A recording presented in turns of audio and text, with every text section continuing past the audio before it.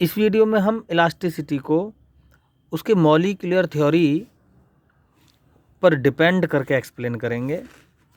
इससे पहली वीडियो में हमने बताया कि इलास्टिक सब्सटेंस पर जब कोई स्ट्रेस अप्लाई किया जाता है तो उसके कन्फिगरेशन में चेंज आ जाता है, लेकिन जैसे ही हम उस डिफॉर्मिंग फोर्स को रिमूव करते हैं तो इलास्टिक ऑब्जेक्ट अपनी ओरिजिनल पोजीशन को रिगेन करता है, यानी अपने ओरिजिनल कन्फिगरेशन को रिगेन करता है। ठीक है, तो ये ऐसा क्यों करता है इस वीडियो में हम डिस्कस करेंगे।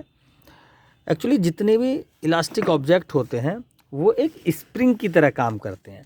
स्प्रिंग मतलब जैसे वो बॉडी सॉलिड ना होकर एक स्प्रिंग हो, जैसे एक स्प्रिंग आप दब भी जाती है और उसको हम खींच भी सकते हैं, स्ट्रेच भी कर सकते हैं उसको। तो वास्तव में ये जो इलास्टिक ऑब्जेक्ट होते हैं ये एक स्प्रिंग की तरह ही काम करते हैं। ऐसा लगता है जैसे इनके अंदर स्प्रिंग्स फिट हों। ठीक है, जैसे देखो, जैसे ये बॉडी में उसके मॉलिक्यूल्स कुछ इस तरह से एडजस्ट रहते हैं। ठीक है, ऐसे।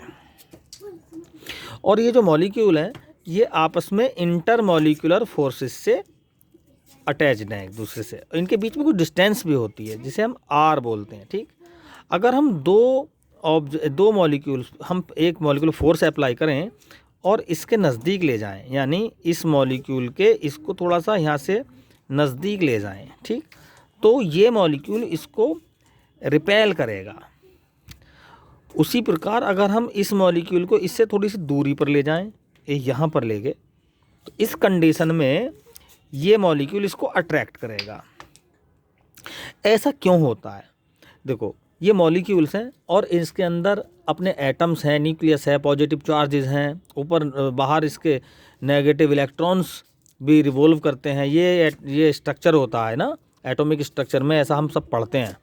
तो जब कोई सब्सटेंस या क्रिस्टल बनता है तो ये ही एटम एक दूसरे के नज़दीक आते हैं और क्रिस्टल को फॉर्म कर जाते हैं। ठीक, तो क्रिस्टल्स में मॉलिक्यूल बहुत एक दूसरे के नज़दीक होते हैं, इंटरमॉलिक्यूलर फोर्स से जुड़े होते हैं और उन मॉलिक्यूल्स के अपने एटम और न्यूक्लियस और इलेक्ट्रॉन्स होते हैं। ठीक है, तो होता क्या है, अब देखो, जब हम इस मॉलिक्यूल को है इसके नज़दीक लाते हैं, इस मॉलिक्यूल को इसके नज़दीक लाते हैं तो ये रिपेल करता है, फोर्स ऑफ रिपल्सन काम करता है यहाँ पर।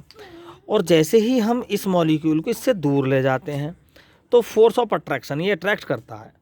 ऐसा क्यों होता है? देखो, जब हम इस बॉडी को कंप्रेस करते हैं, है ना, दबाते हैं, तो ये सब मॉलिक्यूल्स एक दूसरे के नज़दीक आ जाते हैं। तो एक दूसरे के नज़दीक आने की वजह से हम ये कह सकते हैं कि इन पर लाइक चार्ज डेवलप हो जाता है, या इनके न्यूक्लियस आपस में बहुत नज़दीक आ जाती हैं।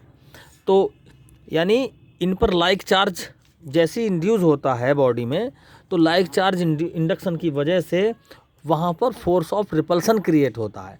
फोर्स ऑफ रिपल्सन का मतलब है मॉलिक्यूल एक दूसरे से दूर को प्रेस करते हैं, यानी जब हम इसको दबाते हैं तो मॉलिक्यूल एक दूसरे के बीच में, मॉलिक्यूल्स के बीच में रिपल्सन काम करता है।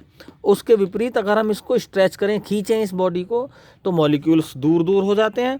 इस कंडीशन में हम कह सकते हैं कि बॉडी के अंदर अपोजिट चार्जेस इंड्यूस हो गए। अपोजिट चार्जेस मतलब एक तरफ पॉजिटिव और दूसरी तरफ नेगेटिव। तो इस कंडीशन में यहाँ पर ये मॉलिक्यूल इसको अट्रैक्ट करेगा, यानी फोर्स ऑफ अट्रैक्शन डेवलप होगा।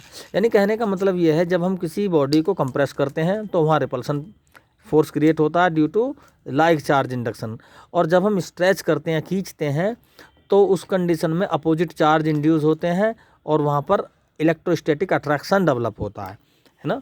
तो यहाँ पर भी हम कह सकते हैं, जब इस मॉलिक्यूल को इसके दूर ले जाते हैं तो यहाँ अपोजिट चार्ज डेवलप हो गया तो अट्रैक्शन लग गया।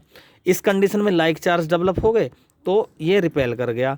तो इसकी ये भी एक समझने की थ्योरी है इसकी। इसी तरह से हम इसको डेप्थ में जाके समझ सकते हैं कि ये किसी इलास्टिक ऑब्जेक्ट पर डिफॉर्मिंग फोर्स से कन्फिग्रेशन चेंज होता है। एक तरफ वो जब हम उसको खींचते हैं तो वो कंप्रेस होने की कोशिश करते हैं, कंप्रेस करते हैं तो स्ट्रेच होने की कोशिश करते हैं।